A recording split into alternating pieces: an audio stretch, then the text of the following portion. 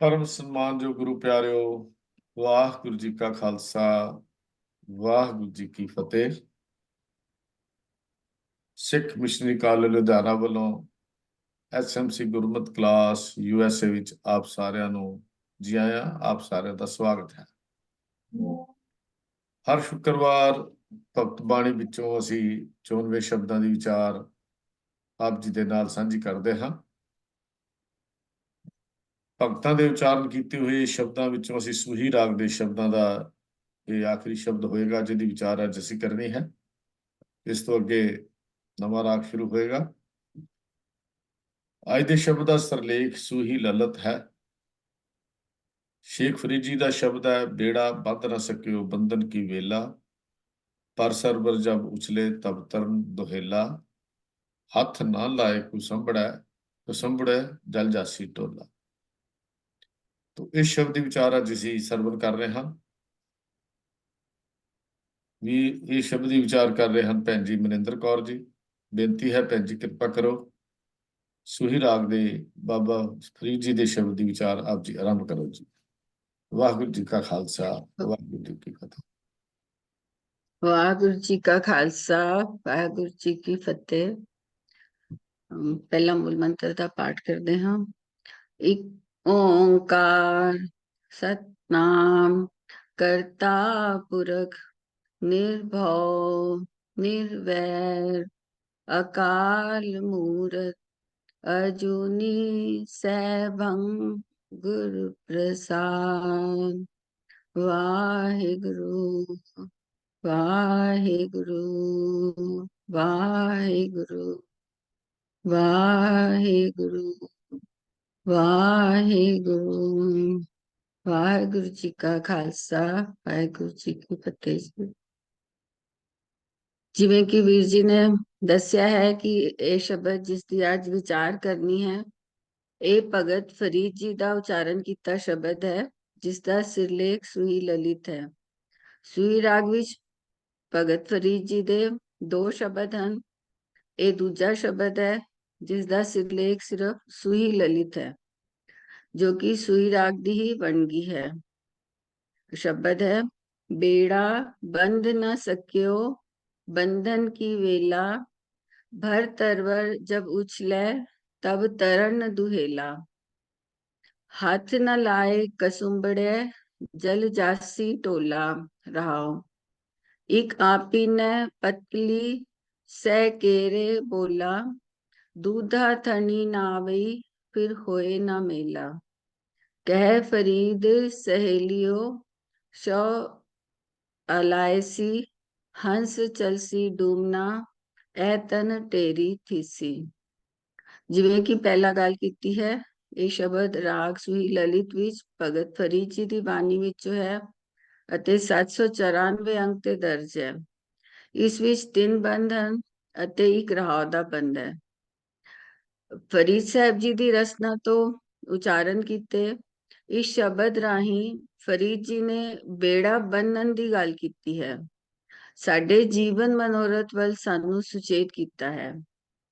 ਸਾਡੇ ਜੀਵਨ ਦਾ ਮਨੋਰਥ ਕੀ ਹੈ, ਇਸ ਨੂੰ ਸਮਝਣ ਲਈ ਜੇ ਅਸੀਂ ਆਪਣੇ ਸਮਾਜਕ ਜਾਂ ਪਰਿਵਾਰਕ ਜੀਵਨ ਵੱਲ ਦੇਖਦੇ ਹਾਂ ਤੇ ਹਰ ਚੀਜ਼ ਲਈ ਆਪਣਾ ਇੱਕ ਸਮਾਂ ਨਿਯਤ ਹੈ। ਇੱਕ ਪੜ੍ਹਨ ਵਾਲਾ ਬੱਚਾ ਜਦੋਂ ਸਕੂਲ ਜਾ ਰਿਹਾ ਹੈ, ਇਹ ਉਸਦੀ ਪੜ੍ਹਾਈ ਦਾ ਸਮਾਂ ਹੈ। ਜੇ ਉਸਨੇ ਧਿਆਨ ਨਾਲ ਸੁਚੇਤਤਾ ਨਾਲ ਪੜ੍ਹਾਈ ਨਹੀਂ ਕੀਤੀ ਤੇ ਕੱਲ ਨੂੰ ਅੱਗੇ ਜਾ ਕੇ ਕਿਸੇ ਚੰਗੇ ਕਾਲਜ ਵਿੱਚ ਐਡਮਿਸ਼ਨ ਨਹੀਂ ਹੋ ਪਾਏਗੀ। ਤੇ ਜੇ ਚੰਗੇ ਕਾਲਜ ਵਿੱਚ ਐਡਮਿਸ਼ਨ ਨਹੀਂ ਮਿਲਿਆ ਤੇ ਜਿਸ ਗੋਲ ਪ੍ਰਤੀ ਮੰਨ ਲਈਏ ਕਿ ਉਹ ਡਾਕਟਰ ਬਣਨਾ ਚਾਹੁੰਦਾ ਸੀ ਜਾਂ ਇੰਜੀਨੀਅਰ ਬਣਨਾ ਚਾਹੁੰਦਾ ਸੀ ਤੇ ਜਾਂ ਹੋਰ ਕੁਝ ਵੀ, ਤੇ ਜੇ ਉਸਨੇ 10 ਜਾਂ +2 ਵਿੱਚ ਚੰਗੀ ਪੜ੍ਹਾਈ ਨਹੀਂ ਕੀਤੀ ਤਾਂ ਉਸਨੂੰ ਉੱਥੇ ਮਨ ਮੁਤਾਬਕ ਸੀਟ ਨਹੀਂ ਮਿਲੇਗੀ। ਜੇ ਉੱਥੇ ਸੀਟ ਨਹੀਂ ਮਿਲੀ ਫਿਰ ਆਪਣੇ ਗੋਲ ਵੱਲ ਤੁਰ ਨਹੀਂ ਸਕਦਾ। ਜੇ ਇਹ ਸਮਾਂ ਲੰਘ ਗਿਆ, ਉਸਨੇ ਇਹ ਸਮਾਂ ਲਾਪਰਵਾਹੀ ਵਿੱਚ ਲੰਘਾਇਆ, ਉਦੋਂ ਤਾਂ ਉਸਨੂੰ ਬੜਾ ਚੰਗਾ ਲੱਗਿਆ। ਦੋਸਤਾਂ ਯਾਰਾਂ ਨਾਲ ਘੁੰਮਣਾ, ਮਰਜ਼ੀ ਦਾ ਖਾਣਾ, ਮਰਜ਼ੀ ਦਾ ਪਾਣਾ, ਮੂਵੀ ਦੇਖਣ ਜਾਣਾ, ਦੋਸਤਾਂ ਨਾਲ ਪਾਰਟੀਆਂ ਕਰਨਾ, ਉਸ ਵੇਲੇ ਤਾਂ ਸੋਚਦਾ ਹੈ ਕੀ ਗੱਲ ਹੈ, ਇਹ ਤਾਂ ਬੜਾ ਵਧੀਆ ਸਮਾਂ ਹੈ, ਇੰਜੋਏ ਵੀ ਰੱਜ ਕੇ ਕਰਦਾ ਹੈ। ਜਿਵੇਂ ਜਿਵੇਂ ਉਮਰ ਵਿੱਚ ਅੱਗੇ ਵੱਧਦਾ ਹੈ, ਸਿਆਣਪ ਆ ਜਾਂਦੀ ਹੈ, ਸਮਝ ਆ ਜਾਂਦੀ ਹੈ, ਤੇ ਫਿਰ ਪਛਤਾਉਂਦਾ ਹੈ। ਜੇ ਉਹ ਸਮਾਂ ਮੈਂ ਵਿਹਲੜਪਨ ਵਿੱਚ ਨਾ ਗੁਜ਼ਾਰਿਆ ਹੁੰਦਾ, ਮੈਂ ਸੁਚੇਤ ਹੋ ਕੇ ਆਪਣੀ ਪੜ੍ਹਾਈ ਕੀਤੀ ਹੁੰਦੀ, ਤਾਂ ਫਿਰ ਮੇਰਾ ਜੀਵਨ ਕੁਝ ਹੋਰ ਹੀ ਹੋਣਾ ਸੀ। ਜਿਹੜਾ ਮੇਰਾ ਗੋਲ ਸੀ ਉਹ ਮਿਲ ਜਾਣਾ ਸੀ। ਉਸਦਾ ਫਾਇਦਾ ਸਾਰੀ ਉਮਰ ਹੋਣਾ ਸੀ। ਜ਼ਿੰਦਗੀ ਦੇ ਇਹ 5-6 ਸਾਲ ਜਿਹੜੇ ਪੜ੍ਹਾਈ ਵਾਲੇ ਹਨ, ਜੇ ਇੱਥੇ ਸੁਚੇਤ ਹੋ ਜਾਂਦੇ ਹੋ ਤੇ ਸਾਰੀ ਉਮਰ ਇਸ ਦਾ ਖਾਣਾ ਹੈ, ਇਸ ਦਾ ਲਾਭ ਉਠਾ ਸਕਦੇ ਹਾਂ। ਜੇ ਚੰਗਾ ਡਾਕਟਰ ਜਾਂ ਹੋਰ ਜੋ ਵੀ ਬਣਨਾ ਚਾਹੁੰਦਾ ਸੀ ਬਣ ਗਿਆ, ਤੇ ਫਿਰ ਸਾਰੀ ਉਮਰ ਉਸ ਪੜ੍ਹਾਈ ਨੂੰ ਕੈਸ਼ ਕਰਨਾ ਹੈ। ਜੇ ਉਸ ਵਕਤ ਨਾ ਧਿਆਨ ਦਿੱਤਾ ਜਾਂ ਗਲਤ ਪਾਸੇ ਵੱਲ ਲੱਗ ਗਿਆ, ਫਿਰ ਸਾਰੀ ਉਮਰ ਪਛਤਾਵਾ ਨਾਲ ਰਹਿਣਾ ਹੈ। ਫਰੀਦ ਜੀ ਨੇ ਵੀ ਕਿਹਾ ਕਿ ਜਿਹੜਾ ਤੇਰਾ ਜੀਵਨ ਹੈ, ਇਸ ਵਿੱਚ ਵੀ ਤੈਨੂੰ ਲੋੜ ਹੈ, ਇਹ ਜੋ ਜੀਵਨ ਮਿਲਿਆ ਹੈ, ਇਸ ਵਿੱਚ ਤੂੰ ਰੱਬ ਜੀ ਦਾ ਨਾਮ ਜਪ, ਕੱਚੇ ਪਿਆਰ ਵੱਲ ਨਾ ਜੁੜ। ਕੱਚਾ ਪਿਆਰ ਜਿਹੜਾ ਹੈ ਉਹ ਕੁਸੁਮ ਵਾਲਾ ਪਿਆਰ ਹੈ, ਉਹ 4 ਦਿਨਾਂ ਦਾ ਹੈ, ਬਿਲਕੁਲ ਉਸ ਬੱਚੇ ਵਾਲਾ ਹਾਲ ਹੈ ਜਿਸ ਨੂੰ ਖਾਣ ਪੀਣ ਘੁੰਮਣ ਫਿਰਨ ਵਿੱਚ ਬੜਾ ਚੰਗਾ ਲੱਗ ਰਿਹਾ ਹੈ, ਬੜਾ ਮਜ਼ਾ ਕਰ ਰਿਹਾ ਹੈ, ਪਰ ਉਹ ਇੰਜੋਇਮੈਂਟ ਕਿਤਨੀ ਦੇਰ ਦੀ ਹੈ, 2-4 ਸਾਲ ਦੀ, ਫਿਰ ਬਾਕੀ ਦੀ ਜ਼ਿੰਦਗੀ। ਅਸੀਂ ਵੀ ਇਹੀ ਕਰ ਰਹੇ ਹਾਂ। ਅਸੀਂ ਥੋੜੇ ਚਿਰ ਦੇ ਸੁੱਖਾਂ ਦੇ ਪਿੱਛੇ ਭੱਜਦੇ ਹੋਏ ਆਪਣਾ ਬਾਕੀ ਸਾਰਾ ਜੀਵਨ ਅੰਜਾਈ ਗਵਾ ਲੈਂਦੇ ਹਾਂ। ਫਿਰ ਉੱਥੇ ਸੁਚੇਤ ਨਹੀਂ ਹੋਏ। ਬਾਣੀ ਵਿੱਚ ਕਿਹਾ, ਹੁਣ ਵੱਤੈ ਹਰ ਨਾਮ ਨਾ ਬੀਜਿਓ, ਅੱਗੇ ਭੁੱਖਾ ਕਿਆ ਖਾਏ। ਜਦੋਂ ਸਮਾਂ ਸੀ ਉਦੋਂ ਤਾਂ ਤੂੰ ਨਾਮ ਵਾਲਾ ਬੀਜ ਬੋਇਆ ਹੀ ਨਹੀਂ, ਤੇ ਹੁਣ ਅੱਗੇ ਦੱਸ ਜੀਵਨ ਵਿੱਚ ਕੀ ਮਿਲੇਗਾ। ਤੂੰ ਭਾਲਦਾ ਸੁੱਖ ਹੈ, ਤੂੰ ਭਾਲਦਾ ਟਿਕਾ ਹੈ, ਸਹਿਜ ਭਾਲਦਾ ਹੈ, ਉਹ ਟਿਕਾ ਮਿਲੇਗਾ ਕਿਵੇਂ? ਉਸ ਲਈ ਕੋਈ ਯਤਨ ਕੀਤਾ ਹੈ? ਜਦ ਕੋਈ ਯਤਨ ਹੀ ਨਹੀਂ ਕੀਤਾ, ਜਦੋਂ ਸਮਾਂ ਲੰਘ ਗਿਆ, ਤੇ ਫਿਰ ਹੁਣ ਪਛਤਾਉਣ ਦਾ ਕੀ ਲਾਭ? ਸਮੇਂ ਸਿਰ ਜੇ ਬੀਜ ਪਾਇਆ ਹੁੰਦਾ, ਫਿਰ ਇसी ਲਈ सतगुरु जी ने किया, अमल कर धरती बीज शब्दों कर, सच की आब नित दे पानी, होए किरसान ईमान जमाई ले, पिश्त दोजक मूड़े एव जानी। ਜਿਸ ਵੇਲੇ ਲੋੜ ਸੀ ਸੰਭਾਲਣ ਦੀ, ਉਦੋਂ ਤਾਂ ਸੰਭਾਲਿਆ ਨਹੀਂ। ਜਦੋਂ ਆਪਣੇ ਜੀਵਨ ਦੀ ਸੁਚੱਜੀ ਵਰਤੋਂ ਗੁਰੂ ਕੋਲ ਬੈਠ ਕੇ ਸਿੱਖਦੇ ਹਾਂ, ਸਾਡਾ ਜੀਵਨ ਬਾਕਮਾਲ ਹੋ ਜਾਂਦਾ ਹੈ। ਪੁਰਾਤਨ ਸਮੇਂ ਵਿੱਚ ਸਿੱਖਾਂ ਦਾ ਜੀਵਨ, ਇਸ ਨੂੰ ਵੀ ਅਸੀਂ ਉਦਾਹਰਣ ਦੇ ਤੌਰ ਤੇ ਲੈ ਸਕਦੇ ਹਾਂ। ਸੁੱਖ ਦੁੱਖ ਨੂੰ ਤੇ ਨਹੀਂ ਟਾਲਿਆ ਜਾ ਸਕਦਾ, ਇਹ ਤਾਂ ਦੋਏਦਰ ਕੱਪੜੇ ਹਨ। ਸੁੱਖ ਦੁੱਖ ਦੋਏਦਰ ਕੱਪੜੇ, ਪਹਿਰੇ ਜਾਏ ਮਨੁੱਖ, ਪਰ ਜੀਵਨ ਵਿੱਚ ਸਹਿਜ ਬਣਿਆ ਰਹਿਣਾ, ਇਹ ਸਵਾਦਲੀ ਗੱਲ ਸੀ, ਇਹ ਜੀਵਨ ਦਾ ਮਨੋਰਥ ਸੀ। ਇਸ ਪਾਸੇ ਵੱਲ ਦੀ ਸੋਚ ਸਾਡੇ ਅੰਦਰ ਹੋਣੀ ਚਾਹੀਦੀ ਸੀ, ਪਰ ਅਸੀਂ ਉਸ ਵੱਲ ਤੁਰੇ ਹੀ ਨਹੀਂ। ਇਸ ਸ਼ਬਦ ਰਾਹੀਂ ਫਰੀਦ ਜੀ ਨੇ ਇਹੀ ਸਮਝਾਇਆ ਕਿ ਜਿਹੜਾ ਜਿਸ ਸਮੇਂ ਦਾ ਵੇਲਾ ਸੀ, ਉਸ ਵੇਲੇ ਉਸ ਦੀ ਸੰਭਾਲ ਨਹੀਂ ਕੀਤੀ, ਤਾਂ ਉਹ ਵੇਲਾ ਫਿਰ ਮੁੜ ਕੇ ਨਹੀਂ ਆਉਣਾ। ਇਹ ਸੱਚਾਈ ਸਾਡੇ ਜੀਵਨ ਦੇ ਹਰ ਪੜਾਅ ਵਿੱਚ ਕੰਮ ਕਰਦੀ ਹੈ। ਜਿਹੜਾ ਜਿਸ ਵਕਤ ਦਾ ਵੇਲਾ ਹੈ, ਜੇ ਅਸੀਂ ਉਸ ਨੂੰ ਉਸ ਵੇਲੇ ਨਹੀਂ ਸੰਭਾਲਦੇ, ਤਾਂ ਉਸਦੇ ਲੰਘਣ ਤੋਂ ਬਾਅਦ ਪਛਤਾਵੇ ਤੋਂ ਸਿਵਾ ਹੋਰ ਕੁਝ ਨਹੀਂ ਆਉਂਦਾ। ਫਿਰ ਸੋਚਦੇ ਹਾਂ ਉਸ ਵਕਤ ਇੰਜ ਕਰ ਲਿਆ ਹੁੰਦਾ, ਉਂਝ ਕਰ ਲਿਆ ਹੁੰਦਾ, ਜਾਂ ਉਦੋਂ ਸੰਭਲ ਜਾਂਦਾ, ਤੇ ਉਸਦਾ ਕੋਈ ਲਾਭ ਨਹੀਂ ਹੈ। ਇਸ ਲਈ ਸਮੇਂ ਰਹਿੰਦੇ ਸੁਚੇਤ ਹੋਈਏ। ਗੁਰੂ ਨਾਨਕ ਪਾਤਸ਼ਾਹ ਫਰਮਾਉਂਦੇ ਹਨ, ਉਹ ਕਿਹੜਾ ਬੇੜਾ ਬੰਨਣਾ ਹੈ।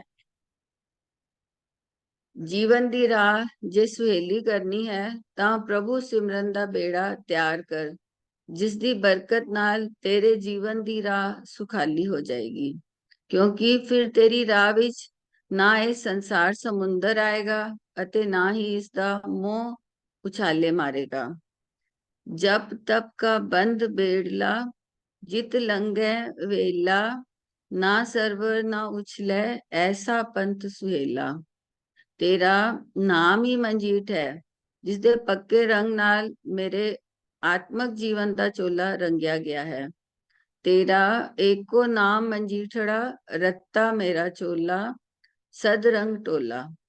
ਗੁਰੂ ਨਾਨਕ ਸਾਹਿਬ ਜੀ ਦੁਆਰਾ ਉਚਾਰਨ ਕੀਤਾ ਇਹ ਸ਼ਬਦ ਫਰੀਦ ਜੀ ਦੇ ਇਸ ਸ਼ਬਦ ਦੇ ਭਾਵ ਨੂੰ ਖੋਲਦਾ ਹੈ। ਦੋਨੋਂ ਸ਼ਬਦਾਂ ਦੀਆਂ ਜੇ ਰਹਾਉ ਦੀਆਂ ਪੰਕਤੀਆਂ ਨੂੰ ਦੇਖਦੇ ਹਾਂ ਤੇ ਫਰੀਦ ਜੀ ਕੁਸੁੰਬੇ ਦੇ ਫੁੱਲ ਦੀ ਗੱਲ ਕਰ ਰਹੇ ਹਨ, ਜੋ ਖੂਬਸੂਰਤ ਤੇ ਹੈ ਪਰ ਜਿਸਦਾ ਰੰਗ ਕੱਚਾ ਹੈ। ਗੁਰੂ ਸਾਹਿਬ ਮੰਜੀਠ ਦੇ ਰੰਗ ਦੀ ਗੱਲ ਕਰਦੇ ਹਨ। ਕੁਸੁਮ ਨੂੰ ਛੱਡ ਕੇ ਮੈਂ ਹੁਣ ਮੰਜੀਠ ਵਾਲੇ ਪਾਸੇ ਆ ਗਿਆ। ਨਾਮ ਮੰਜੀਠ ਹੈ ਅਤੇ ਮਾਇਆ ਕੁਸੁੰਬ ਹੈ। ਇਸ ਸ਼ਬਦ ਦਾ ਰਾਉ ਦਾ ਬੰਦ ਹੈ, ਹੱਥ ਨ ਲਾਏ ਕਸੁੰਬੜੈ, ਜਲ ਜਾਸੀ ਟੋਲਾ। ਰਾਉ ਤੇ ਰਾਉ ਦੀ ਤੁਕ ਦੀ ਵਿਚਾਰ ਅਸੀਂ ਪਹਿਲਾਂ ਇਸ ਲਈ ਕੀਤੀ ਜਾਂਦੀ ਹੈ ਕਿਉਂਕਿ ਸ਼ਬਦ ਦਾ ਮੁੱਖ ਭਾਵ ਇਸ ਤੁਕ ਵਿੱਚ ਹੁੰਦਾ ਹੈ। हे ਮਿੱਤਰ, ਕੁਸੁੰਬੇ ਪਾਓ ਮਾਇਆ ਨੂੰ ਹੱਥ ਨਾ ਲਾ, ਇਹ ਕੁਸੁੰਬਾ ਸੜ ਜਾਏਗਾ। ਇਹ ਮਾਇਆ ਦਾ ਸਾਥ ਛੇਤੀ ਨਸ਼ਟ ਹੋਣ ਵਾਲਾ ਹੈ। ਕੁਸੁੰਬੜੇ ਦਾ ਰੰਗ ਬਹੁਤ ਚਿਰ ਰਹਿਣ ਵਾਲਾ ਨਹੀਂ। ਮਾਇਆ ਦੀ ਮੌਜ ਥੋੜੇ ਦਿਨਾਂ ਦੀ ਰਹਿੰਦੀ ਹੈ। ਇਹ ਮਾਇਆ ਦਾ ਸਾਥ ਛੇਤੀ ਨਸ਼ਟ ਹੋਣ ਵਾਲਾ ਹੈ। ਬਾਣੀ ਵਿੱਚ ਇੱਕ ਕੁਸੁੰਬ ਅਤੇ ਇੱਕ ਮੰਜੀਠ ਦੋ ਰੰਗਾਂ ਦੀ ਗੱਲ ਕੀਤੀ ਹੈ। ਤੇ ਕੁਸੁੰਬ ਇੱਕ ਲਾਲ ਰੰਗ ਦੇ ਫੁੱਲ ਹੁੰਦੇ ਹਨ। ਉਹਨਾਂ ਨੂੰ ਜਿਵੇਂ ਹੀ ਹੱਥ ਲਾਓ ਉਹਨਾਂ ਦਾ ਰੰਗ ਚੜ੍ਹਦਾ ਹੈ, ਪਰ ਰੰਗ ਕੱਚਾ ਹੁੰਦਾ ਹੈ। ਮੰਜੀਠ ਜਿਹੜਾ ਪੱਕਾ ਤੇ ਤਿਆਰ ਕੀਤਾ ਜਾਂਦਾ ਰੰਗ ਹੈ, ਜਿਹੜਾ ਲਲਾਰੀ ਰੰਗ ਦੇ ਹਨ। ਗੁਰੂ ਪਾਤਸ਼ਾਹ ਨੇ ਬਾਣੀ ਵਿੱਚ ਇਹਨਾਂ ਦੋਨਾਂ ਦੀ ਤੁਲਨਾ ਮਾਇਆ ਅਤੇ ਰੱਬੀ ਪਿਆਰ ਨਾਲ ਕੀਤੀ ਹੈ। ਮਾਇਆ ਨੂੰ ਕੁਸੁਮ ਦਾ ਰੰਗ ਕਿਹਾ ਅਤੇ ਰੱਬੀ ਪਿਆਰ ਨੂੰ ਮੰਜੀਠ ਦਾ ਰੰਗ। ਸਤਿਗੁਰ ਪਾਤਸ਼ਾਹ ਕਹਿੰਦੇ ਹਨ ਕਿ ਇਹ ਮਾਇਆ ਜੋ ਤੈਨੂੰ ਖਿੱਚ ਪਾ ਰਹੀ ਹੈ, ਇਹ ਕੁਸੁਮ ਦੇ ਫੁੱਲ ਵਰਗੀ ਹੈ, ਜਿਸ ਨੂੰ ਹੱਥ ਲਾਓ ਲਾਲ ਲਾਲ ਹੈ, ਚਮਕਦਾਰ ਹੈ, ਬਹੁਤ ਸੋਹਣਾ ਲੱਗਦਾ ਹੈ, ਆਪਣੇ ਵੱਲ ਖਿੱਚਦਾ ਵੀ ਹੈ, ਪਰ ਉਸਦਾ ਆਪਣਾ ਲਾਈਫ ਸਪੈਨ ਬਹੁਤ ਥੋੜਾ ਜਿਹਾ ਹੈ। ਜ਼ਿੰਦਗੀ ਜਿਉਂਦੇ ਹੋਏ ਬੜੀ ਵਾਰ ਲੱਗਦਾ ਹੈ ਕਿਸੇ ਉੱਚੀ ਪਦਵੀ ਤੇ ਪਹੁੰਚ ਜਾਵਾਂ, ਫਿਰ ਬਹੁਤ ਵਧੀਆ। ਜਾਂ ਜ਼ਿੰਦਗੀ ਜਿਉਂਦੇ ਸੋਚਦੇ ਹਾਂ ਜਦੋਂ ਛੋਟੀ ਸੀ ਤੇ ਲੱਗਦਾ ਸੀ ਕਿ ਛੋਟੇ ਹੋਣਾ ਤੇ ਬੜੀ ਬੇਕਾਰ ਗੱਲ ਹੈ, ਸਾਰੇ ਡਾਂਟਦੇ ਹੀ ਰਹਿੰਦੇ ਨੇ। ਵੱਡੇ ਵਧੀਆ ਹਨ, ਵੱਡੇ ਹੋ ਗਏ ਤੇ ਜ਼ਿੰਮੇਵਾਰੀਆਂ ਆ ਗਈਆਂ, ਫਿਰ ਸੋਚਦੇ ਹਾਂ ਛੋਟੇ ਹੀ ਚੰਗੇ ਸੀ। ਜੀਵਨ ਦੇ ਹਰ ਪੜਾਅ ਦੀ ਆਪਣੀ ਖੂਬਸੂਰਤੀ ਹੈ। ਕੁਝ ਵਾਧੇ ਵੀ ਹਨ ਅਤੇ ਘਾਟੇ ਵੀ ਹਨ। ਹੁਣ ਵਾਧੇ ਘਾਟਿਆਂ ਦਾ ਸੁਮੇਲ ਹੀ ਜੀਵਨ ਹੈ, ਜਿਸ ਨੂੰ ਅਸੀਂ ਕਹਿੰਦੇ ਹਾਂ ਦੁੱਖ ਸੁੱਖ। ਇਹ ਨਹੀਂ ਹੋ ਸਕਦਾ ਕਿ ਕਿਸੇ ਇੱਕ ਪੜਾਅ ਤੇ ਜਾ ਕੇ ਕਵੇ ਕਿ ਅੱਜ ਹੀ ਬਿਲਕੁਲ ਠੀਕ ਹੈ, ਉੱਥੇ ਕੋਈ ਹੋਰ ਮਸਲਾ ਹੋਵੇਗਾ, ਕੋਈ ਹੋਰ ਵਿਪਤਾ ਖੜੀ ਹੋ ਜਾਏਗੀ। ਇਸੇ ਤਰ੍ਹਾਂ ਮਾਇਆ ਦੀ ਖਿੱਚ ਹੈ। ਇਸ ਵਿੱਚ ਪੈਸਾ, ਰੁਤਬਾ, ਇਹਨਾਂ ਸਾਰੀਆਂ ਚੀਜ਼ਾਂ ਨੂੰ ਸੁੱਖਾਂ ਦਾ ਕੇਂਦਰ ਮੰਨ ਲੈਂਦੇ ਹਾਂ। ਸਤਿਗੁਰ ਪਾਤਸ਼ਾਹ ਕਹਿੰਦੇ ਹਨ ਸੁੱਖ ਇਸ ਵਿੱਚ ਵੀ ਨਹੀਂ ਹੈ। ਠੀਕ ਹੈ, ਧਨ ਕਮਾਉਣਾ ਇਹ ਜ਼ਿੰਦਗੀ ਦੀ ਜ਼ਰੂਰਤ ਹੈ, ਬਹੁਤ ਪੈਸਾ ਕਮਾ ਲਵਾਂ, ਬਹੁਤ ਐਸ਼ੋ ਇਸ਼ਰਤ ਮੇਰੇ ਕੋਲ ਆ ਜਾਏ ਤਾਂ ਹੀ ਮੈਂ ਸੁਖੀ ਹਾਂ। ਤੇ ਸਤਿਗੁਰ ਪਾਤਸ਼ਾਹ ਕਹਿੰਦੇ ਹਨ ਨਹੀਂ, ਸੁਖ ਨਾਹੀ ਬਹੁਤੇ ਧਨ ਖਾਟੇ, ਸੁਖ ਨਾਹੀ ਪੇਖੇ ਨਿਰਤ ਨਾਟੇ, ਸੁਖ ਨਾਹੀ ਬਹੁ ਦੇਸ਼ ਕਮਾਏ, ਸਰਬ ਸੁਖਾਂ ਹਰ ਹਰ ਗੁਣ ਗਾਏ। ਸੁਖ ਤਾਂ ਇੱਥੇ ਹੀ ਸੀ, ਮੈਂ ਸੁਖ ਗਲਤ ਪਾਸੇ ਲੱਭ ਰਿਹਾ ਹਾਂ। ਜਿੱਥੇ ਸੁਖ ਹੈ ਹੀ ਨਹੀਂ, ਉੱਥੇ ਸੁਖ ਦੀ ਆਸ ਕਰਕੇ ਬੈਠਾ ਹਾਂ। ਇਸੇ ਲਈ ਸਤਿਗੁਰੂ ਜੀ ਨੇ ਕਿਹਾ ਸੁਖ ਕੈ ਹੇਤ ਬਹੁਤ ਦੁਖ ਪਾਵਤ, ਸੇਵ ਕਰਤ ਜਨ ਜਨ ਕੀ, द्वारे द्वार स्वान ज्यों डोलत, न सुध राम भजन की। ਤੂੰ ਸੁਖ ਦੇ ਹਿੱਸੇ ਵਿੱਚ ਦੁੱਖ ਭੋਗ ਰਿਹਾ ਹੈ, ਕਿਉਂਕਿ ਸੁਖ ਸੰਤੋਖ ਵਿੱਚ ਆਉਣਾ ਸੀ। ਤੈਨੂੰ ਲੱਗਿਆ ਪੈਸਾ ਜ਼ਿਆਦਾ ਆ ਜਾਏ ਤਾਂ ਸੁਖ ਹੀ ਹੋ ਜਾਏਗਾ। ਪੈਸਾ ਜ਼ਿਆਦਾ ਆਇਆ, ਉਸ ਤੋਂ ਬਾਅਦ ਭਾਜੜ ਹੀ ਪੈ ਗਈ। ਪੈਸਾ ਜ਼ਿਆਦਾ ਆਣਾ ਮਾੜੀ ਗੱਲ ਨਹੀਂ ਹੈ, ਪਰ ਰਜਨਾ ਕਿੱਥੇ ਸੀ? ਰਜ ਤੇ ਸੰਤੋਖ ਨਾਲ ਸੀ, ਤੇ ਲੋੜ ਹੈ ਸੰਤੋਖ ਦੀ। ਰਜਨਾ ਤਾਂ ਹੈ ਜਦ ਜੀਵਨ ਵਿੱਚ ਸੰਤੋਖ ਹੋਵੇ, ਪਰ ਹੋਰ ਪਾਉਣ ਦੀ ਲਾਲਸਾ ਵਿੱਚ ਹੀ ਅਸੀਂ ਭਜਦੇ ਗਏ। ਉਸਦੇ ਵਾਸਤੇ ਕਹਿੰਦੇ ਹਾਂ ਅਸੀਂ ਆਮ ਬੋਲਚਾਲ ਵਿੱਚ, ਪੰਡਾ ਭੰਡਾਰੀਆਂ ਕਿਤਨਾ ਕੁ ਭਾਰੇ, ਇੱਕ ਮੁੱਠ ਚੁੱਕ ਲੈ ਦੂਜੀ ਤਿਆਰੇ। ਸਤਿਗੁਰ ਪਾਤਸ਼ਾਹ ਕਹਿੰਦੇ ਹਨ ਇਹ ਤਾਂ ਇੰਝ ਹੀ ਹੈ ਕਿ ਥੋੜਾ ਜਿਹਾ ਸਮਾਂ ਰਹਿਣ ਵਾਲੀ ਚੀਜ਼ ਨੂੰ ਹੱਥ ਲਾਇਆ, ਉਸਨੂੰ ਪ੍ਰਾਪਤ ਕਰਨ ਦੀ ਕੋਸ਼ਿਸ਼ ਕੀਤੀ, ਪਰ ਉਸਦਾ ਲਾਈਫ ਸਪੈਨ ਹੀ ਘੱਟ ਸੀ, ਉਹ ਖਤਮ ਹੋ ਗਿਆ, ਤਾਂ ਫਿਰ ਪਛਤਾਵਾ ਹੀ ਹਾਸਲ ਹੁੰਦਾ ਹੈ ਉਸ ਵਿੱਚ। ਮਾਇਆ ਦੇ ਛਲਾਵੇ ਵਿੱਚ ਜੋ ਤ੍ਰਿਸ਼ਨਾਵਾਂ ਡਰਾਈਵ ਕਰਦੀਆਂ ਪਈਆਂ ਨੇ, ਉਹਨਾਂ ਵਿੱਚ ਕਦੀ ਵੀ ਟਿਕਾ ਨਹੀਂ ਆਉਂਦਾ। ਤ੍ਰਿਸ਼ਨਾ ਚਲਤ ਬਹੁ ਪ੍ਰਕਾਰ, ਪੂਰਨ ਹੋਤ ਨ ਕਤਹੂ ਬਾਤੈਂ, ਅੰਤ ਪ੍ਰਤੀਹਾਰ। ਇਸ ਵਿੱਚ ਦੱਸਿਆ ਕਿ ਤ੍ਰਿਸ਼ਨਾ ਨਾਲ ਜੀਵਨ ਵਿੱਚ ਕੀ ਵਿਪਦਾ ਹਨ। ਕਿਸੇ ਵੀ ਗੱਲ ਨਾਲ ਇਹ ਤ੍ਰਿਸ਼ਨਾ ਰਜਦੀ ਨਹੀਂ ਹੈ, ਹੋਰ ਵੱਧਦੀ ਹੀ ਜਾਂਦੀ ਹੈ। ਜੀਵ ਦੁੱਖਾਂ ਵਿੱਚ ਫਸਿਆ ਰਹਿੰਦਾ ਹੈ, ਕਿਉਂਕਿ ਤ੍ਰਿਸ਼ਨਾ ਵਿੱਚ ਸੁਖ ਨਹੀਂ ਹੈ, ਉਸ ਵਿੱਚ ਭਟਕਣਾ ਹੈ। ਜਿਹੜਾ ਜ਼ਿੰਦਗੀ ਦਾ ਵੇਲਾ ਮਿਲਿਆ ਹੈ, ਇਹ ਮਿਲਿਆ ਕਿਸ ਪਰਪਸ ਲਈ ਸੀ, ਅਸੀਂ ਇਸ ਦੀ ਵਰਤੋਂ ਕਿਸ ਲਈ ਕਰ ਰਹੇ ਹਾਂ। ਜੇ ਇਸਨੂੰ ਉਹਦੇ ਸਹੀ ਮਕਸਦ ਲਈ ਨਾ ਵਰਤਿਆ ਤੇ ਸਫਲ ਜੀਵਨ ਨਹੀਂ ਹੋ ਸਕਦਾ। ਜੀ ਤਾਂ ਸਾਰੇ ਹੀ ਰਹੇ ਹਾਂ, ਪਰ ਸਫਲ ਜੀਵਨ ਕਿਹਨਾਂ ਦਾ ਹੋਇਆ, ਸਫਲਤਾ ਕਿਹਨਾਂ ਨੂੰ ਮਿਲੀ? ਸਫਲ ਜੀਵਨ ਉਹਨਾਂ ਦਾ ਹੋਇਆ ਜਿਨ੍ਹਾਂ ਨੇ ਇਸਨੂੰ ਸਹੀ ਤਰੀਕੇ ਨਾਲ ਜੀਵਿਆ, ਫਿਰ ਹਾਲਾਤ ਭਾਵੇਂ ਜੋ ਮਰਜ਼ੀ ਸਨ। ਇਤਿਹਾਸ ਦੇ ਪੱਖ ਤੋਂ ਦੇਖਦੇ ਹਾਂ ਤੇ ਗੁਰੂ ਸਾਹਿਬਾਨ ਦਾ ਜੀਵਨ ਜਾਂ ਉਹਨਾਂ ਦੇ ਨਾਲ ਜਿੰਨੇ ਸਿੰਘ ਸਨ, ਭਾਈ ਦਇਆਲਾ ਜੀ, ਭਾਈ ਮਤੀ ਦਾਸ ਜੀ, ਭਾਈ ਸਤੀ ਦਾਸ ਜੀ, ਭਾਈ ਮਨੀ ਸਿੰਘ ਜੀ, ਬਾਬਾ ਬੰਦਾ ਸਿੰਘ ਬਹਾਦਰ, ਇਹਨਾਂ ਦੇ ਜੀਵਨ ਦੇ ਹਾਲਾਤ ਕਿਸ ਤਰ੍ਹਾਂ ਦੇ ਸਨ? ਸਿਰ ਤੇ ਆਰੇ ਚਲਾਏ ਜਾ ਰਹੇ ਹਨ, ਉਬਲਦੀਆਂ ਦੇਗਾਂ ਵਿੱਚ ਬਿਠਾਇਆ ਜਾ ਰਿਹਾ ਹੈ, ਪਰ ਅਡੋਲ ਅਵਸਥਾ ਵਿੱਚ ਹਨ। ਉਹਨਾਂ ਦੇ ਮਨ ਦਾ ਸਕੂਨ ਕੋਈ ਲੁੱਟ ਨਹੀਂ ਸਕਿਆ। ਹੁਣ ਇਸ ਉਦਾਹਰਣ ਨੂੰ ਸਾਹਮਣੇ ਰੱਖੀਏ ਤੇ ਆਪਣੇ ਜੀਵਨ ਵੱਲ ਦੇਖ, ਥੋੜੀ ਜਿਹੀ ਬਾਤ ਘੱਟ ਵਾਪਰਦੀ ਹੈ ਤੇ ਕਿਤਨੇ ਪਰੇਸ਼ਾਨ ਹੋ ਜਾਂਦੇ ਹਾਂ।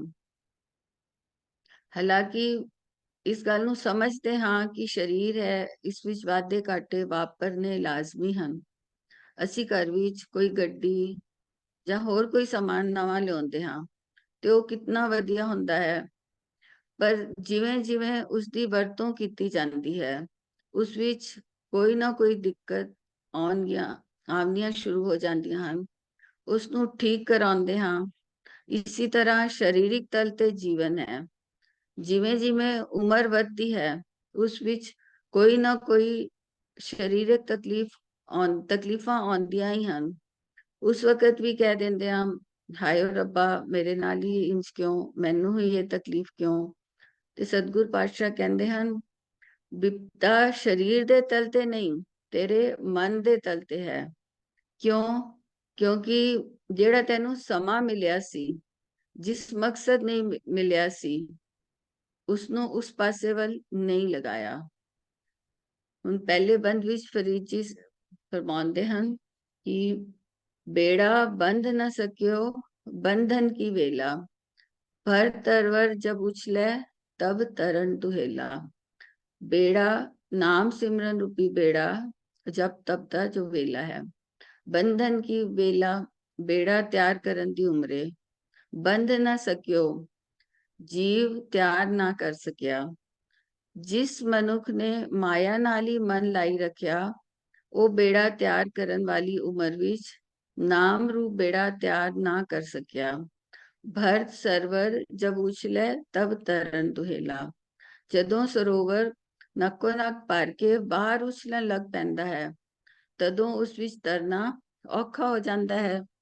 ਤੇ ਭਾਵ ਜਦੋਂ ਮਨੁੱਖ ਵਿਕਾਰਾਂ ਦੀ ਅੱਤ ਕਰ ਦਿੰਦਾ ਹੈ, ਤਾਂ ਇਹਨਾਂ ਦੇ ਚਸਕਿਆਂ ਵਿੱਚੋਂ ਬਾਹਰ ਨਿਕਲਣਾ ਔਖਾ ਹੋ ਜਾਂਦਾ ਹੈ। ਇਸ ਬੇੜੇ ਨੂੰ ਜੇ ਸਰੀਰ ਦੀ ਬਜਾਏ ਜੀਵਨ ਰੂਪੀ ਬੇੜਾ ਲਈਏ, ਤਾਂ ਜੀਵਨ ਰੂਪੀ ਜਿਹੜਾ ਤੈਨੂੰ ਬੇੜਾ ਮਿਲਿਆ ਸੀ, ਜੀਵਨ ਨੂੰ ਮੈਨੇਜ ਕਰਨ ਦਾ ਇਹ ਵੇਲਾ ਸੀ। ਜ਼ਿੰਦਗੀ ਜਿਉਣ ਦੀ ਜੁਗਤ ਉਸਦੀ ਤਾਂ ਸਹੀ ਵਰਤੋਂ ਕੀਤੀ ਨਹੀਂ। ਫਿਰ ਭਰਤ ਸਰਵਰ ਜਬ ਉਛਲੇ ਤਬ ਤਰਨ ਦੁਹੇਲਾ। ਜਦੋਂ ਜ਼ਿੰਦਗੀ ਦੇ ਵਿੱਚ ਇਹ ਕਾਮ, ਕ੍ਰੋਧ, ਲੋਭ, ਮੋਹ, ਹੰਕਾਰ ਦੀਆਂ ਲਹਿਰਾਂ ਉੱਠਦੀਆਂ ਹਨ ਤੇ ਜੇ ਤੇਰੇ ਕੋਲ ਉਹ ਬੇੜਾ ਨਹੀਂ ਹੈ, ਜ਼ਿੰਦਗੀ ਜਿਉਣ ਦੀ ਜੁਗਤ ਹੀ ਨਹੀਂ ਹੈ, ਤਾਂ ਫਿਰ ਇਹ ਤੈਨੂੰ ਡੋਬਣਗੀਆਂ ਹੀ ਡੋਬਣਗੀਆਂ। ਗੁਰੂ ਕੋਲੋਂ ਤੂੰ ਬੇੜਾ ਬੰਨਣ ਦੀ ਜੁਗਤ ਲੈਣੀ ਸੀ, ਪਰ ਤੂੰ ਉਹ ਲਈ ਨਹੀਂ। ਤੈਨੂੰ ਉਹ ਲੈਣ ਦੀ ਜੋ ਜਾਂਚ ਲੈਣੀ ਚਾਹੀਦੀ ਸੀ, ਉਹ ਤੂੰ ਨਹੀਂ ਲਈ। ਤੇ ਹੁਣ ਤੈਨੂੰ ਕਿਤੇ ਲੋਭ, ਕਿਤੇ ਕ੍ਰੋਧ, ਕਿਤੇ ਹੰਕਾਰ, ਕਿਤੇ ਇਹ ਸਾਰੇ ਤੰਗ ਕਰਦੇ ਹਨ ਤੇ ਫਿਰ ਤੂੰ ਪਰੇਸ਼ਾਨ ਹੋ ਜਾਂਦਾ ਹੈ। ਤਾਂ ਫਿਰ ਕਹਿੰਦੇ ਹਾਂ ਕਿ ਰੱਬ ਜੀ ਨੇ ਮੇਰੇ ਨਾਲ ਇੰਜ ਕਰ ਦਿੱਤਾ, ਉਂਝ ਕਰ ਦਿੱਤਾ। ਇਸੇ ਲਈ ਸਤਿਗੁਰੂ ਜੀ ਨੇ ਬਾਣੀ ਵਿੱਚ ਕਿਹਾ, ਰਾਮ ਨਾਮ ਜਪ ਬੇੜਾ ਬਾਂਧੋ, ਦਇਆ ਕਰੋ ਦਇਆਲਾ। ਰੱਬ ਜੀ ਮੇਰੇ ਤੇ ਬਖਸ਼ਿਸ਼ ਕਰੋ, ਮੈਂ ਮਾਲਕ ਦੇ ਨਾਮ ਨੂੰ ਜਪਦਾ ਹੋਇਆ ਆਪਣੇ ਜੀਵਨ ਰੂਪੀ ਇਸ ਬੇੜੇ ਨੂੰ ਬੰਨ ਸਕਾਂ।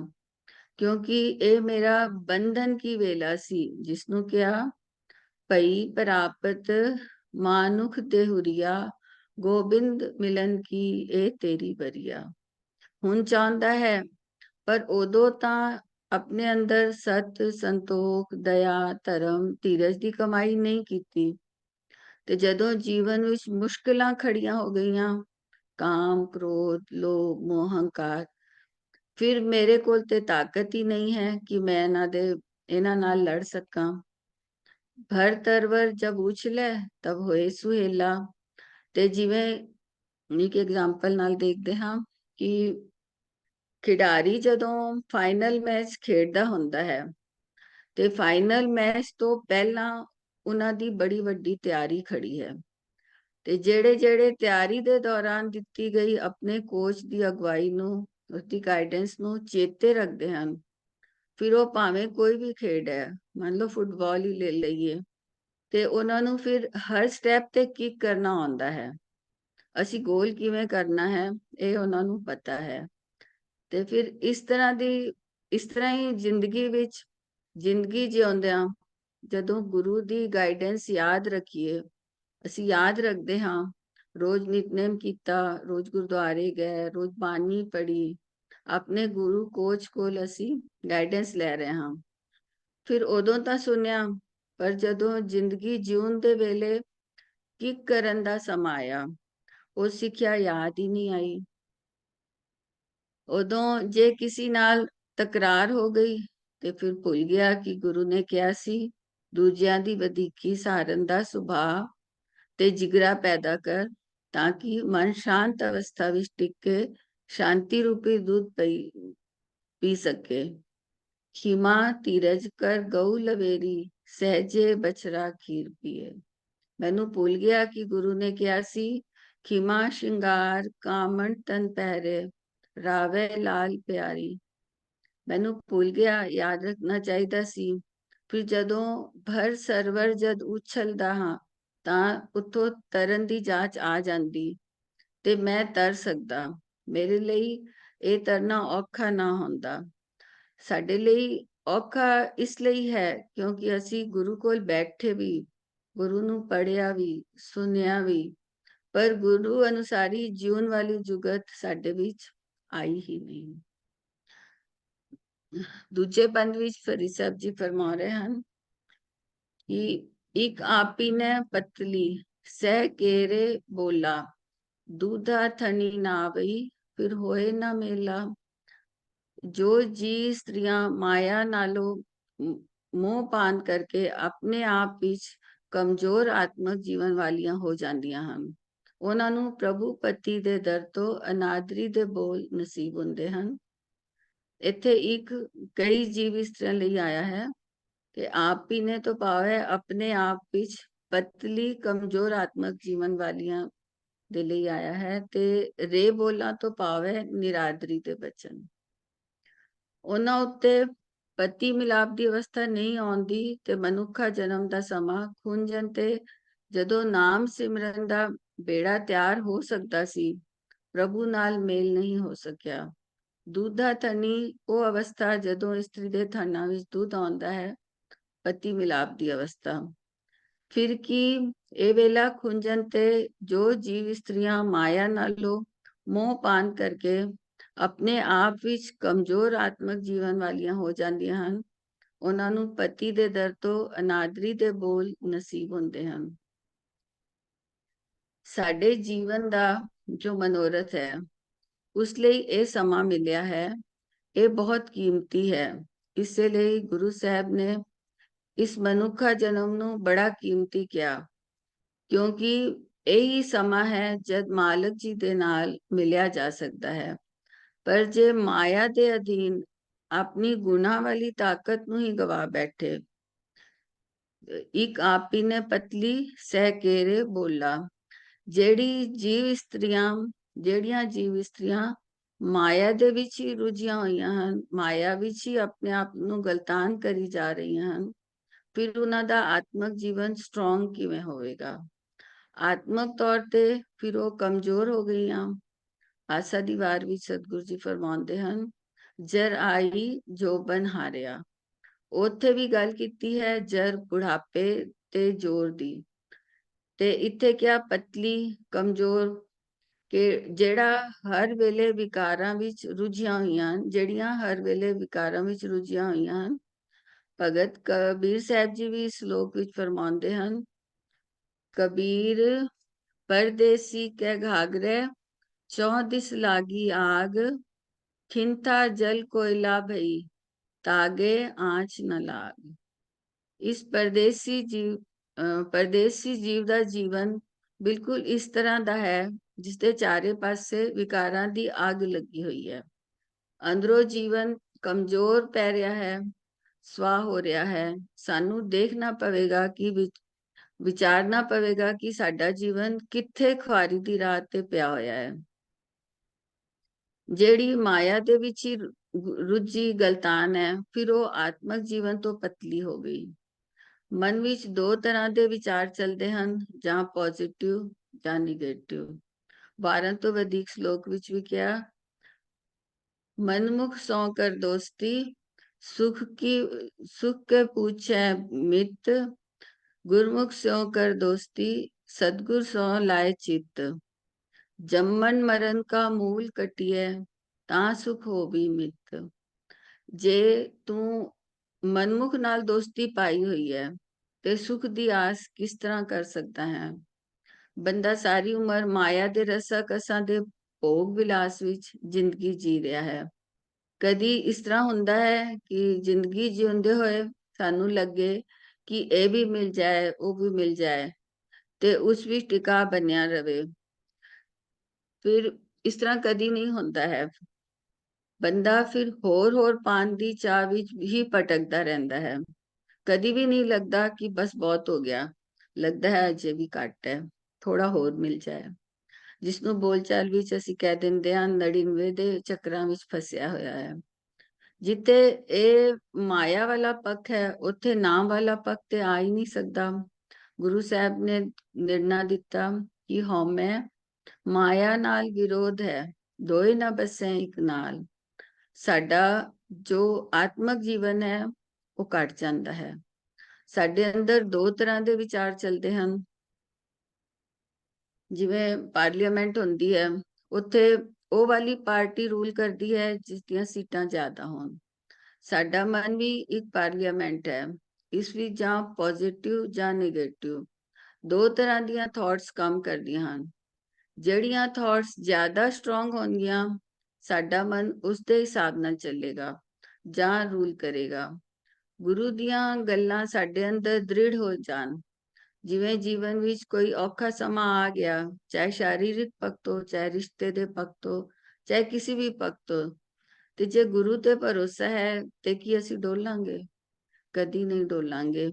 ਸੋਚਾਂਗੇ ਚੱਲ ਇਹ ਵੀ ਲੰਘ ਜਾਏਗਾ, ਇਸ ਵਿੱਚ ਵੀ ਕੋਈ ਭਲਾ ਹੋਵੇਗਾ, ਇਹੀ ਸੋਚਾਂਗੇ।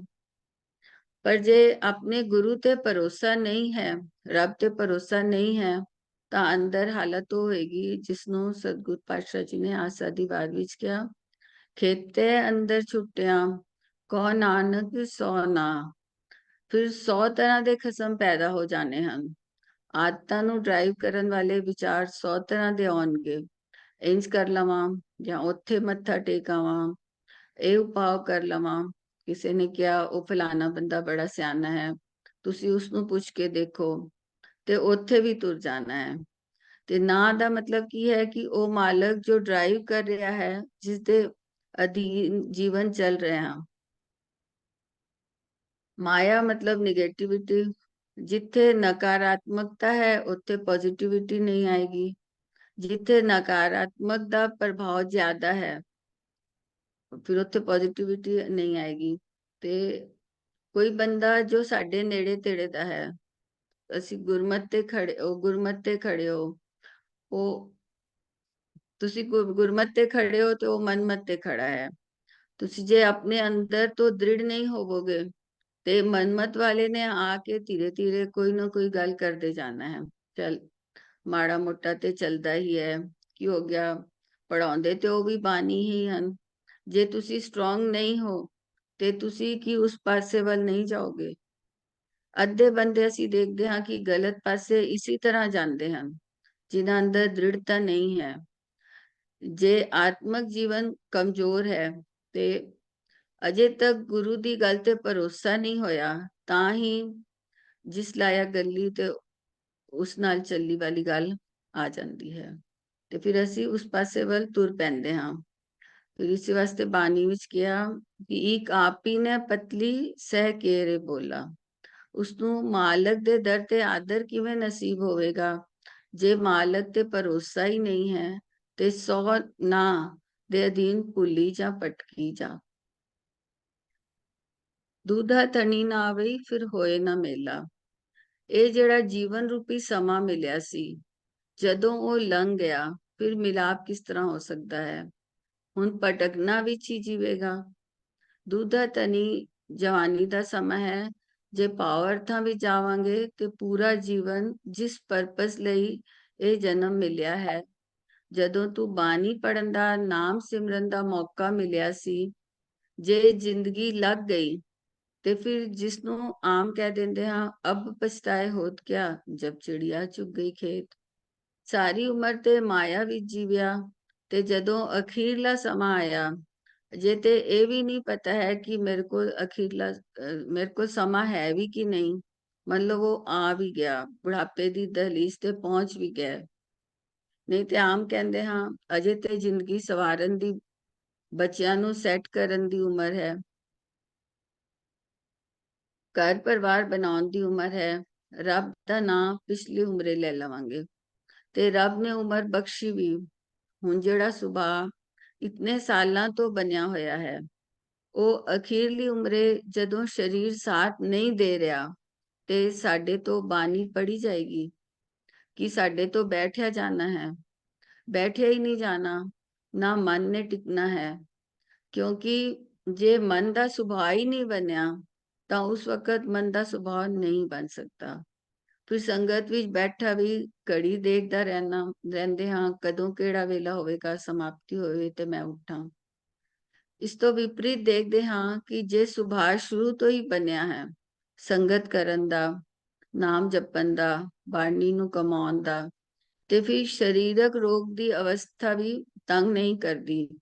ਫਿਰ ਜਿਸ ਮਰਜ਼ੀ ਅਵਸਥਾ ਵਿੱਚ ਹੋਵੇ, ਜਿਸ ਨਾਲ ਸੁਖ ਮਿਲ ਰਿਹਾ ਹੈ, ਉੱਥੇ ਫਿਰ ਮਾਨਸਿਕ ਟਿਕਾਅ ਮਿਲਦਾ ਹੈ।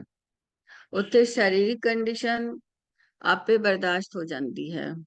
ਜਿਵੇਂ ਬੱਚੇ ਦਾ ਜਿੱਥੇ ਰੁਝਾਨ ਹੈ, ਜਿਵੇਂ ਟੀਵੀ ਦੇਖਣਾ ਜਾਂ ਕਾਰਟੂਨ ਫਿਲਮ ਦੇਖਣਾ ਜਾਂ ਹੋਰ ਵੀ ਜਿਸ ਪਾਸੇ ਵੱਲ ਰੁਝਾਨ ਹੈ, ਜਿੰਨੀ ਦੇਰ ਮਰਜ਼ੀ ਬਿਠਾ ਲਓ, ਪਰ ਜੇ ਪੜਨ ਬਿਠਾਓ ਤੇ ਸਮਾਂ ਹੀ ਨਹੀਂ ਦੇਖਦਾ, ਸਮਾਂ ਹੀ ਦੇਖਦਾ ਰਹਿੰਦਾ ਹੈ। ਘੰਟਾ ਹੋ ਗਿਆ ਮੈਨੂੰ ਪੜਦੇ ਨੂੰ, ਮੋਬਾਈਲ ਤੇ ਰੀਲਾਂ ਦੇਖਦੇ ਭਾਵੇਂ 4 ਘੰਟੇ ਲੱਗ ਜਾਣ, ਪਤਾ ਹੀ ਨਹੀਂ ਲੱਗਦਾ ਕਿੰਨਾ ਸਮਾਂ ਲੰਘ ਗਿਆ। ਇਸੀ ਤਰ੍ਹਾਂ ਸਤਿਗੁਰ ਪਾਤਸ਼ਾਹ ਕਹਿੰਦੇ ਹਨ ਕਿ ਜਿਹੜਾ ਮੌਕਾ ਸੀ, ਜਿਹੜਾ ਸੁਭਾਅ ਬਣਾਉਣ ਦਾ ਵੇਲਾ ਸੀ, ਉਹਦੇ ਤੇ ਤੂੰ ਬਣਾਇਆ ਨਹੀਂ, ਫਿਰ ਮਿਲਾਪ ਕਿਸ ਤਰ੍ਹਾਂ ਹੋਵੇਗਾ। ਭਾਵ ਆਪਣੇ ਜੀਵਨ ਦੇ ਗੋਲ ਪ੍ਰਤੀ ਜਾਗਰੂਕ ਹੋਣ ਦੀ ਲੋੜ ਹੈ। ਜੀਵਨ ਦਾ ਮਕਸਦ ਕੀ ਹੈ। तीसरे बंद विच फरीद साहब जी फरमा रहे हैं, कह फरीद सहेलियो शाह अलायसी, हंस चलसी डूमना एह तन तेरी थीसी। फरीद जी कह रहे हैं कि हे सहेलियों, जदों पति प्रभु ਦਾ ਸੱਦਾ ਇਸ ਜਗਤ ਵਿੱਚੋਂ ਤੁਰਨ ਲਈ ਆਵੇਗਾ ਤਾਂ ਮਾਇਆ ਵਿੱਚ ਹੀ ਗ੍ਰਸੀ ਰਹਿਣ ਵਾਲੀ ਜੀਵ ਇਸਤਰੀ ਦਾ ਆਤਮਾ ਰੂਪੀ ਹੰਸ ਦਾ ਮਾਇਆ ਤੋਂ ਵਿਛੜਨ ਦਾ ਚਿੱਤ ਨਹੀਂ ਕਰੇਗਾ। ਤੇ ਫਿਰ ਪਰ ਇਹ ਸਰੀਰ ਨੇ ਤੇ ਮਿੱਟੀ ਦੀ ਢੇਰੀ ਹੋ ਜਾਣਾ ਹੈ। ਫਰੀਦ ਸਾਹਿਬ ਜੀ ਫਰਮਾਉਂਦੇ ਹਨ ਕਿ ਉਹ ਜੋ ਤੇਰਾ ਪਤੀ ਮਾਲਕ ਹੈ, ਉਹ ਆਵਾਜ਼ਾਂ ਮਾਰਦਾ ਪਿਆ ਹੈ। ਅਲਾਇਸੀ ਹੁੰਦਾ ਹੈ ਜਿਵੇਂ ਅਜਾਨ ਹੁੰਦੀ ਹੈ, ਇਸੀ ਤਰ੍ਹਾਂ ਉੱਚੀ ਆਵਾਜ਼ ਮਾਰਨੀ। ਜਿਵੇਂ ਕੋਈ ਬੱਚਾ ਖੇਡਾਂ ਵਿੱਚ ਰੁੱਝਿਆ ਹੋਵੇ, ਉਸਨੇ ਸਵੇਰ ਦੀ ਰੋਟੀ ਨਾ ਖਾਧੀ ਹੋਵੇ ਤੇ ਮਾਂ ਆਵਾਜ਼ਾਂ ਮਾਰਦੀ ਹੈ, ਪੁੱਤ ਤੇਰੇ ਕੱਪੜੇ ਗੰਦੇ ਹੋ ਗਏ, ਆ ਸਾਫ਼ ਕਰ ਦੇਵਾਂ। ਪਰ ਬੱਚੇ ਨੂੰ ਖੇਡ ਹੀ ਬੜੀ ਪਿਆਰੀ ਹੈ, ਨਾ ਉਸਨੂੰ ਭੁੱਖ ਲੱਗਦੀ ਪਈ ਹੈ, ਨਾ ਉਸਨੂੰ ਆਪਣੇ ਕੱਪੜਿਆਂ ਦੀ ਚਿੰਤਾ ਹੈ, ਨਾ ਆਪਣੇ ਆਪ ਦੀ, ਖੇਡਾਂ ਵਿੱਚ ਹੀ ਰੁੱਝਿਆ ਪਿਆ ਹੈ।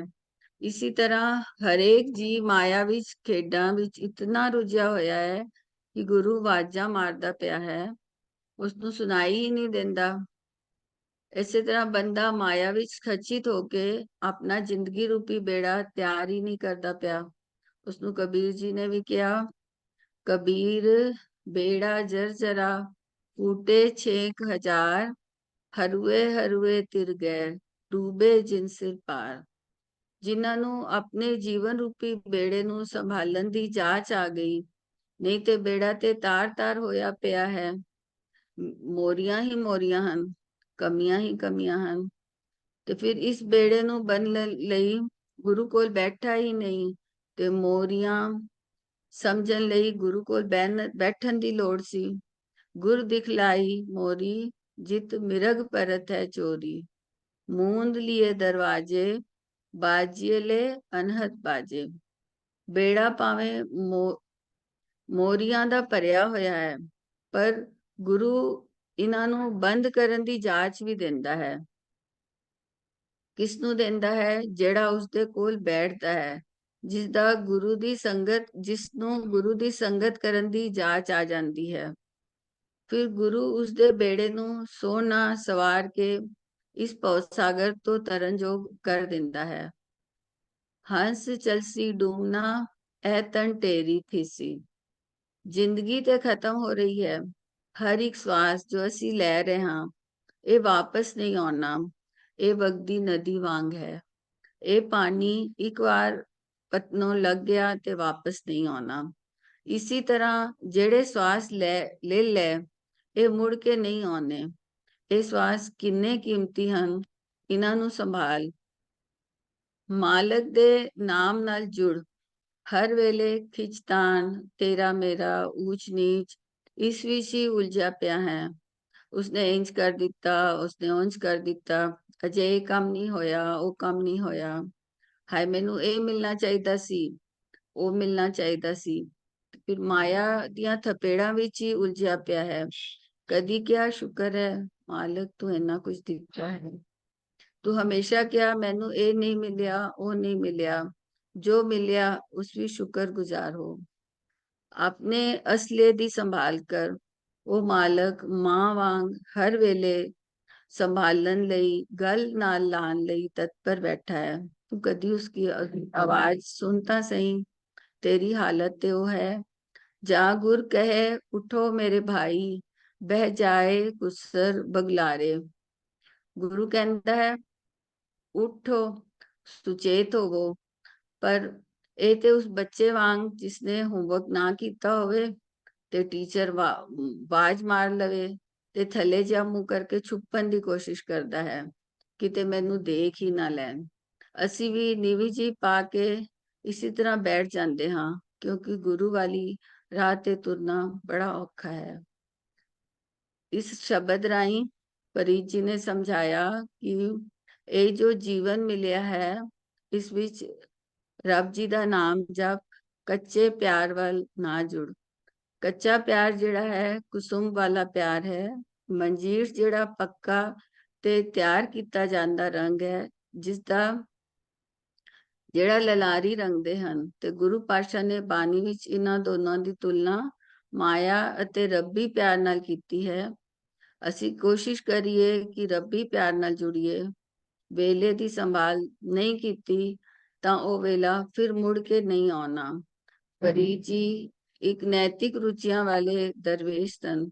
ਉਹ ਬੁਰੇ ਮਨੁੱਖ ਦਾ ਵੀ ਭਲਾ ਕਰਨ ਦੀ ਲੋਚਾ ਰੱਖਦੇ ਸਨ। ਫਰੀਦਾ ਬੁਰੇ ਦਾ ਭਲਾ ਕਰ, ਗੁੱਸਾ ਮਨ न हटाए, देही रोग न लग गई, पल्ले सब किछ पाए। ਨੀ ਸੇਵਾ ਪ੍ਰਵਾਨ ਕਰਨੀ ਜੀ। ਹੋਈਆਂ ਬੇਅੰਤ ਭੁੱਲਾਂ ਲਈ ਖਿਮਾ ਦੀ ਜਾਚਕ ਹਾਂ। ਵਾਹਿਗੁਰੂ ਜੀ ਕਾ ਖਾਲਸਾ, ਵਾਹਿਗੁਰੂ ਜੀ ਕੀ ਫਤਿਹ।